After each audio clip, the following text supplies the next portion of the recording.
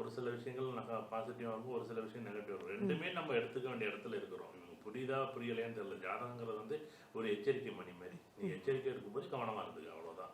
நல்ல நேரத்தில் நீ பார்க்க வேண்டிய அவசியம் இல்லை. நீ நல்லா வண்டி ஓடும்போது நீ வண்டி ஒரு 5 வருஷம் 10 வருஷம் வண்டி ஓடுதா நல்லா பயன்படுத்துங்க, அது சந்தோஷமா இருக்கும். அது சொல்ல வேண்டிய அவசியம் இல்லை. நீங்கள் கேட்க மாட்டேங்க மாட்டேன். கண்டிப்பா கேட்பாங்களா? நிச்சயமா கேட்க நிச்சயமா மாட்டாங்க. ஆஸ்பத்திரி டெய்லியே போவோம்.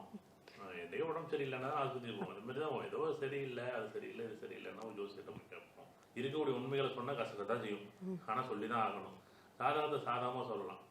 ஒரு சில இடத்துல கண்டம்னு சொல்லாமல், விபத்துன்னு சொல்லாமல் கொஞ்சம் வண்டி வாகனத்தில் பார்த்து இருந்துங்க. இந்த காலகட்டத்தில் 2016 2017 வரைக்கும் கொஞ்சம் பொறுமையாக இருந்துங்க. இல்லை வண்டி வாங்கி கொடுக்காதீங்க. புது வண்டி வாங்கி கொடுக்கலாமா? வாங்கி கொடுக்காத.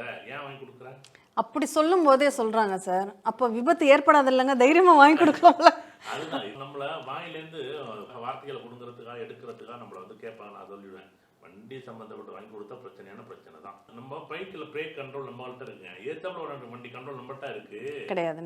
ஒரு நண்பருடைய அப்பா பஸ் விட்டு இறங்கி பஸ் ஸ்டாண்டில் வெளியில் வந்து நிற்கிறாங்க. யதார்த்தமா ஒரு 30 வருஷத்துக்கு முன்னாடி அந்த பஸ்ஸில் இருக்கக்கூடிய பிரேக் பிடிக்காம அந்த பஸ் போய் மோதுது.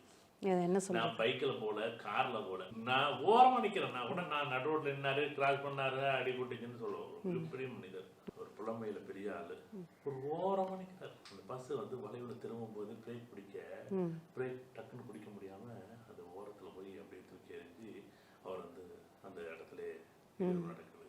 இது என்ன சொல்ல முடியும்? நிறைய பேர் வந்து ரொம்ப நல்லது செய்கிறாங்க, இடையிலேயே வந்து மரணங்கள் நிற்கிறது அப்படின்னா ஒரு சில அந்த காலங்கள் வந்து என்ன பண்ணும் அப்படின்னா அதுக்கான நேரம் வரும்போது அவங்கள பொறுக்கி எப்படி நல்ல மரங்களை தேர்ந்தெடுத்து எடுத்துக்கிற மாதிரி நம்ம பாரதியாரையோ பாரதிதாசனையோ விவேகானந்தரையோ இந்த மாதிரி ஒரு சில நபர்களை வந்து எந்த காரணமுமே இருக்காது.